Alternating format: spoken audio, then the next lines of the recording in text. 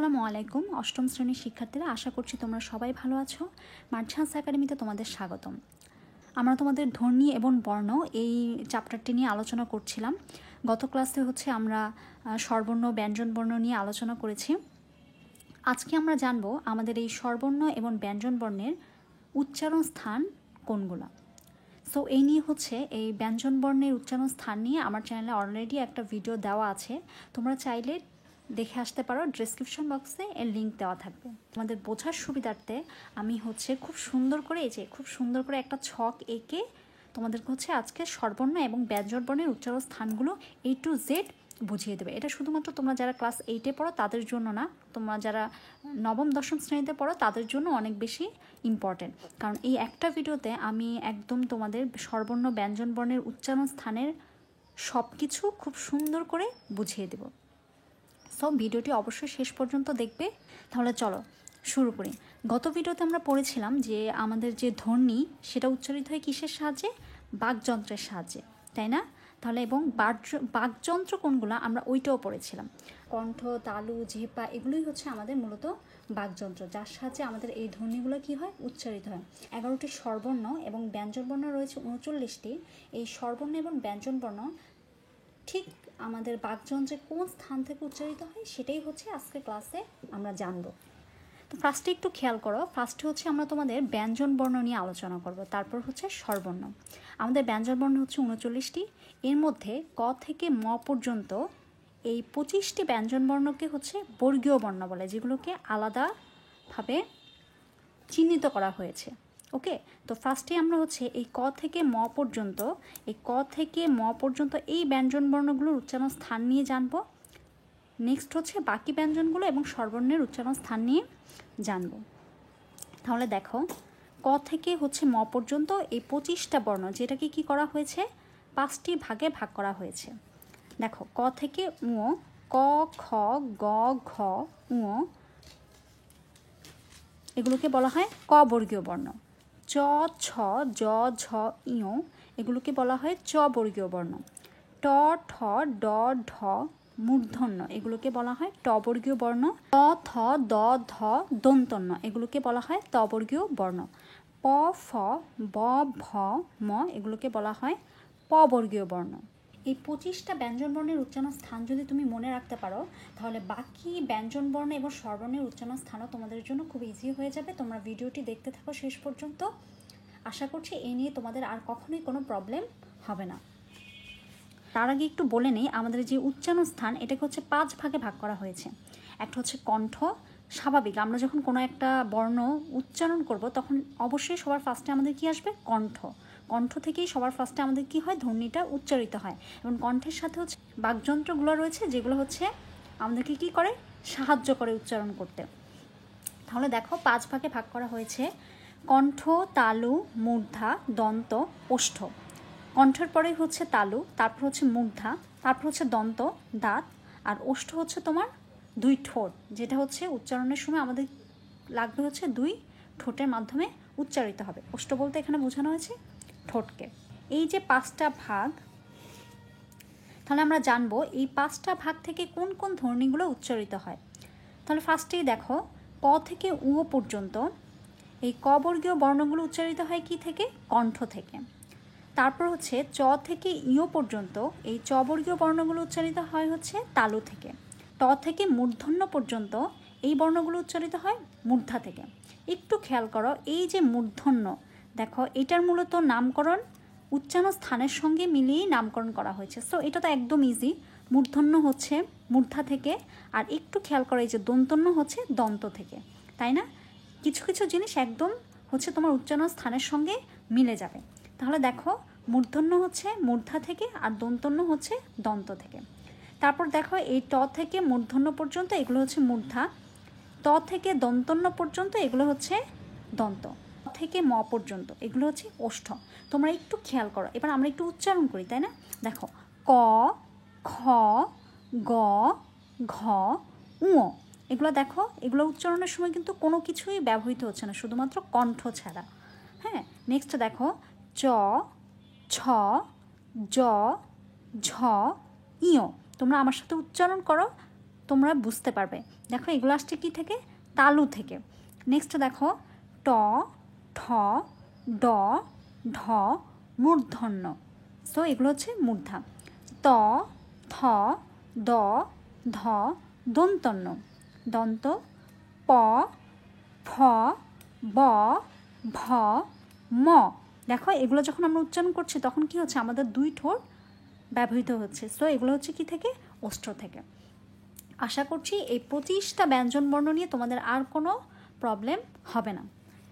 এইবার একটু খেয়াল করো, আমাদের এই 25টা ব্যঞ্জনবর্ণ ছাড়াও কিন্তু আমাদের আরও কিছু ব্যঞ্জনবর্ণ রয়েছে। একটু খেয়াল করো, আমাদের ব্যঞ্জনবর্ণের মধ্যে 3টা স্বর রয়েছে, তাই না? একটা হচ্ছে দন্তস্ব, আরেকটা হচ্ছে তালব্যস্ব, আরেকটা হচ্ছে মূর্ধন্যস্ব। সো দেখো এইগুলোও উচ্চারণ স্থানের নাম অনুযায়ী এদের নামকরণ করা হয়েছে। তাহলে দেখো দন্তস্ব কোথায় বসবে? দন্তস্ব হচ্ছে দন্ত, নামের সাথে মিল রয়েছে। সো আমরা লিখি দন্তস্ব হচ্ছে দন্ত। তারপর তালব্যস্ব কী হবে? তালু। তালু হচ্ছে তালব্য ধ্বনি যেটাকে বলে। সো তালব্যস্ব, এটা হবে উচ্চারিত হবে তালু থেকে। ওকে, তারপর আরেকটা যেটা রয়েছে তা হচ্ছে মূর্ধন্যস্ব। সো মূর্ধন্যস্ব কোথায় হবে? এই যে আমরা মূর্ধন্য পড়েছি এইখানে হবে মূর্ধন্যস্ব, যেটা হচ্ছে কি থেকে? মূর্ধা থেকে। তাহলে দেখো এই যে আমাদের 3টা স্বর রয়েছে, এগুলো একদম তোমার হচ্ছে উচ্চারণ স্থানের সঙ্গে এদের নামকরণ করা হয়েছে, যার কারণে এগুলো একদমই ইজি। তালব্যস্ব তালু, মূর্ধন্যস্ব হচ্ছে মূর্ধা এবং দন্তস্ব হচ্ছে দন্ত। তারপর একটু খেয়াল করো, আমাদের ব্যঞ্জনবর্ণের মধ্যে 3টা র রয়েছে। কি কি? একটা হচ্ছে বয়শূন্য র, আরেকটা হচ্ছে ডয়শূন্য র, আরেকটা হচ্ছে ঢয়শূন্য র। তাহলে এই 3টা বর্ণ কী থেকে উচ্চারিত হবে? একটু উচ্চারণ করলেই তোমরা বুঝতে পারবে। বয়শূন্য র, ডয়শূন্য র এবং ঢয়শূন্য র, এগুলোর উচ্চারণ স্থান হচ্ছে মূর্ধা, যেখানে কি রয়েছে? মূর্ধন্যস্ব রয়েছে। সো তাহলে আমরা একটু লিখি বয়শূন্য র, ডয়শূন্য র এবং ঢয়শূন্য র। সো আমাদের 3টা স্বর উচ্চারণ স্থান আমরা জেনে নিলাম, এবং 3টা যে র রয়েছে তার উচ্চারণ স্থান কি? মূর্ধা। তারপর হচ্ছে আমাদের কণ্ঠ থেকে আরেকটা ব্যঞ্জনধ্বনি উচ্চারিত হয়, যেটা হচ্ছে হ। তারপর রয়েছে তোমার তালুতে হচ্ছে তালব্যস্ব ছাড়াও আরও 2টা বর্ণ রয়েছে, যেটা হচ্ছে জ এবং অন্তস্তীয় জ। কি তোমাদের জন্য বিষয়টা ক্লিয়ার? ওকে, তারপর রয়েছে হচ্ছে তোমাদের দন্ত। দন্তে দন্তস্ব ছাড়াও আরেকটা বর্ণ রয়েছে, সেটা কি বলো তো? সেটা হচ্ছে ল। সো তাহলে দেখো কণ্ঠ থেকে আমরা কি কি পেয়েছি? ক, খ, গ, ঘ, ঙ এবং হচ্ছে হ। তালু থেকে পেয়েছি চ, ছ, জ, ঝ, ঞ, তালব্যস্ব, জ, অন্তস্তীয়। তাহলে তোমরা মনে রাখবে ক থেকে ঙ পর্যন্ত এবং আর কি রয়েছে? হ। আর চ থেকে ঞ সাথে তো তালব্যস্ব তালু, আর বাকি হচ্ছে জ, অন্তস্তীয়। ও ট থেকে মূর্ধন্য পর্যন্ত আরও রয়েছে মূর্ধন্যস্ব আর হচ্ছে 3টা র। ওকে, তারপর দন্ততে রয়েছে ত থেকে দন্তন্য, দন্তস্ব আর হচ্ছে ল। আমি যে টেকনিকগুলো দেখিয়ে দিয়েছি এভাবে পড়লে তোমাদের জন্য খুব ইজি হয়ে যাবে। এইবার দেখো তোমাদের মনে প্রশ্ন জাগতে পারে যে ব্যঞ্জনবর্ণ হচ্ছে 39টি, তাহলে এইখানে কেন এই অল্প কয়েকটা ব্যঞ্জনবর্ণ, বাকিগুলো কোথায়? আচ্ছা, এইটার এই কোশ্চেনের অ্যান্সারটা তোমাদের বলার আগে আমি তোমাদের বলি, আমরা পড়েছিলাম যে আমাদের যে ব্যঞ্জনবর্ণ এবং স্বরবর্ণ রয়েছে তার সবগুলোই কিন্তু ধ্বনি না, তাই না? তার সবগুলোই কিন্তু ধ্বনি হিসেবে উচ্চারিত হয় না। তাহলে তাহলে আমরা জানবো যে ব্যঞ্জনবর্ণ কতটি? 39টি, কিন্তু ধ্বনি হিসেবে উচ্চারিত হয় 34টি। তাহলে এই বিষয়গুলো তোমরা একটু নোট ডাউন করে রাখো যে ব্যঞ্জনবর্ণ হচ্ছে 39টি এবং ব্যঞ্জন ধ্বনি হচ্ছে 34টি। তাহলে দেখো আমরা একটু লিখি, ঠিক তেমনিভাবে স্বরবর্ণ হচ্ছে 11টি, কিন্তু স্বরধ্বনি হচ্ছে 60টি। সবগুলা বর্ণই কিন্তু ধ্বনি হিসেবে উচ্চারিত হয় না। তাহলে এই বিষয়গুলো তোমরা একটু নোট ডাউন করে রাখো। তাহলে দেখো এই 34টি নিয়ে হচ্ছে আমরা এখানে আলোচনা করেছি। তাহলে এই যে ছকের মধ্যে এই পুরো যে ব্যঞ্জন ধ্বনিগুলো রয়েছে এখানে কতটি বলো তো? 34টি। তাহলে দেখো এগুলো হচ্ছে মূলত ব্যঞ্জন বর্ণের উচ্চারণ স্থান। এখন এখানে হচ্ছে 25টি আর এখানে হচ্ছে 10টি, তাহলে মোট কতটি হলো? 35টি। তাহলে আমরা তো বলেছি 34টি। তাহলে দেখো এই যে জ এবং অন্তস্তীয় এই দুইটিকে হচ্ছে মূলত একটাই ধরা হয়। জ, অন্তস্তীয় এই দুটিকে হচ্ছে মূলত একটা ধরা হয়। তাহলে দেখো কতটি, মোট 34টি। নেক্সট আমরা এখন জানবো স্বরবর্ণের উচ্চারণ স্থান। আমরা জেনেছি যে আমাদের স্বরবর্ণ হচ্ছে 11টি, কিন্তু স্বরধ্বনি হচ্ছে 60টি। তো ওই 60টি কোন কোন স্থান থেকে উচ্চারিত হয় সেটা আমরা দেখব।